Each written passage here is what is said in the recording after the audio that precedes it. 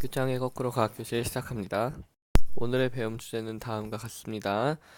자, 오늘은 조금 가볍게 들으셔도 되는 내용인데요. 사실상 뭐 여러분들이 시험을 위해 공부를 해서는 안 되겠지만 대부분의 학생들은 이제 시험이 목적이 되겠죠, 공부에.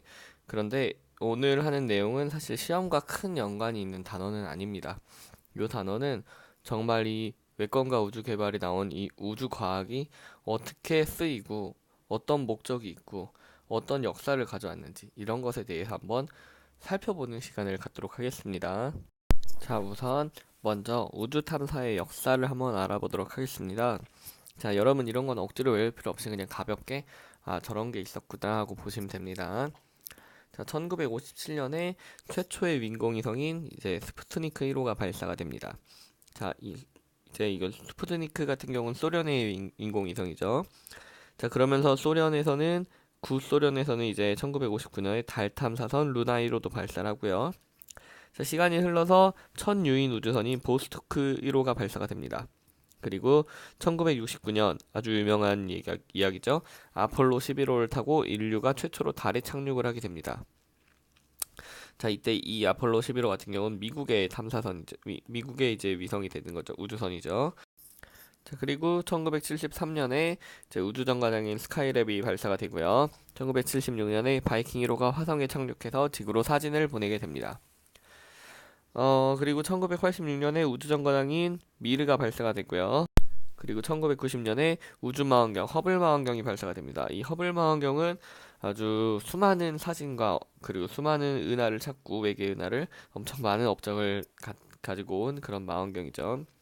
자, 1992년에는 우리나라 최초의 인공위성인 우리별 1호를 발사하게 됩니다. 그리고 98년에는 이제 16개 나라가 국제우주정거장 ISS 건설 계획에 서명을 하게 됐고요. 2005년에는 해성 충돌 탐사 임무를 띈 딥 임팩트호가 발사가 되고 2008년에는 우리나라 최초의 우주인이 국제우주정거장에 탑승을 하게 됩니다. 자, 그런데 이 우리나라 최초의 우주인은 이야기가 참 많죠. 지금 현재 이 사람은 이민을 갔습니다. 나라에서 세금을 많이 받고 이제 우주인을 이렇게 만들어놨더니 인민을 가가지고 굉장히 이야기가 많죠. 이 사람이 문제가 있다 혹은 뭐 관리를 못한 나라가 문제 있다 말이 많은데요. 어쨌거나 최초로 우리나라에서도 이때 보냈다는 기록이 있습니다. 자, 다음으로는 우주와 관련된 직업을 한번 알아보겠습니다. 여러분이 우주에 관심이 있다면은 이런 직업들을 선택을 할 수도 있겠죠. 자, 제일 먼저 대표적인 것이 바로 우주인입니다. 직접 우주로 나가서 탐사를 하는 사람들을 얘기를 하죠. 그 다음 로켓 제작자가 될 수도 있겠죠. 인공위성이나 탐사선 발사에 사용할 로켓을 만드는 이런 사람이 될 수도 있습니다. 요즘 나름대로 떠오르는 직업 중 하나예요. 왜냐하면 이제 선진국으로 갈수록 관심을 우주에 두게 됩니다. 그래서 우리나라도 점점 우주 개발에, 특히 로켓 개발에 이제 열심히 참여를 하고 있습니다. 자, 그 다음에 인공위성 연구원도 있겠죠. 인공위성이나 탐사선이 정상적으로 활동하도록 통제하는 사람. 영화에서 아마 많이 봤을 겁니다. 자, 그냥 자리에 앉아서 통제만 하는 그런 사람들도 있겠죠. 그 다음 대표적인 게 바로 공학자죠. 공학자는 예전부터 계속 떠오르고 있는 직업이죠. 인공위성을 이용한 위성 방송이나 통신 관련 기술을 개발하는 이런 공학자도 있을 수 있습니다. 또한 대표적인 것 중에 하나가 바로 천문학자가 있겠죠. 우주 개발의 기초가 되는 학문을 연구하는 천문학자가 있을 수 있겠습니다. 자, 그런데 이 천문학자는 사실상 돈을 벌긴 힘듭니다. 자, 그 다음에 우주식품 개발자도 있을 수 있겠죠. 우주인들이 먹을 음식을 개발하는 사람도 필요합니다. 자, 제가 천문학자는 돈을 벌기 힘들다고 했는데요. 잘 버시는 분들도 있습니다. 근데 천문학자 같은 경우에는 주로 자신이 진짜 하고 싶은 경우에 선택을 하는 경우가 많죠. 이게 천문학자로서 성공하기까지는 길이 굉장히 험난합니다. 이렇게 솔직하게 말해주는 게 여러분들한테도 좋겠죠. 선생님은 절대로 미화하지 않습니다. 자, 이 우주 탐사라는 것은요, 우리 인류의 가장 큰 꿈 중에 하나입니다. 결국 인간들은 저 우주 밖엔 어떻게 돼 있을까? 이것을 탐사하는 게 결국의 궁극적 목표입니다. 뭐 철학이든, 뭐 인문학이든, 아니면 뭐 과학이든 천문학이든 간에 모든 학문의 결국 최종 목표는 우주 밖으로 나가는 거예요. 예를 들어 철학에서는 저 우주는 어떻게 생겼을까? 자, 인문학에서는 우주 밖에 나가면 또 다른 인류가 있을까? 과학에서는 우주 밖 생명체는 어떤 기능을 할까? 우주 밖에 있는 별들은 어떤 것을 할까? 이런 것처럼 모두의 최종적인 목표는 결국 우주 탐사에 있습니다. 그래서 우리는 우주 탐사를 해야만 해요.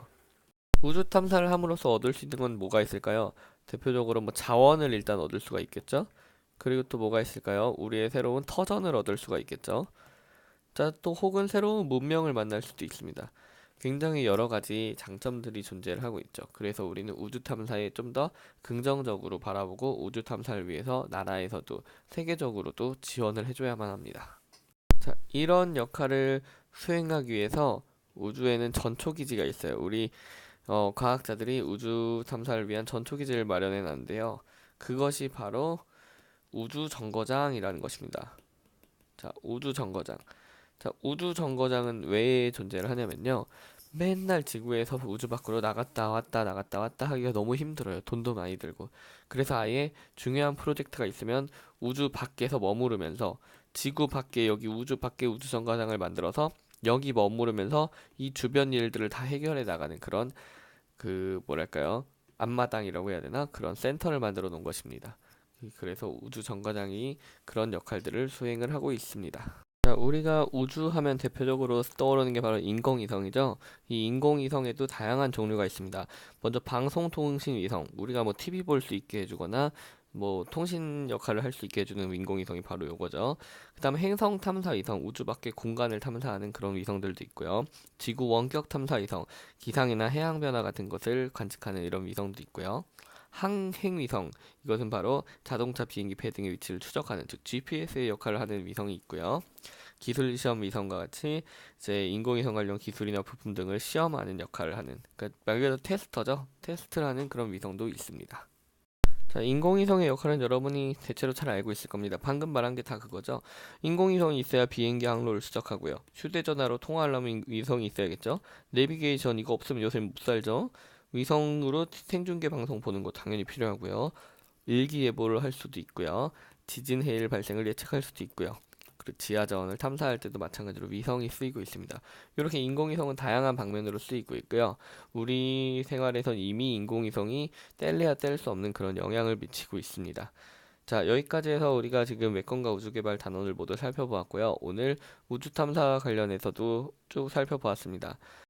자, 제가 오늘 수업을 마지막으로 아마 중3 친구들이 제 수업을 볼 일은 없겠죠. 뭐 굳이 생각이 나서 찾지 않는 이상. 자, 그래서 여러분한테 마지막으로 해주고 싶은 말이 있습니다. 자, 이것은 제가 만들어낸 명언인데요. 자, 무엇이냐면요. 이런 말입니다. 자, 성공할 확률이 1%라면 100번 시도하면 한 번 성공한다. 자, 결국 성공한다. 자, 이 말을 여러분이 꼭 기억해 줬으면 좋겠습니다. 성공할 확률이 1%밖에 안 되더라도 결국에 꾸준히 하다 보면 100번이나 시도하면 결국 그 중에 한 번은 성공하겠죠? 그럼 그렇다면 결국엔 성공한 게 되는 겁니다. 그죠? 자, 무슨 말이 하고 싶냐? 여러분들이 포기하지 않고 노력한다면은 결국엔 여러분들은 할 수 있다라는 겁니다.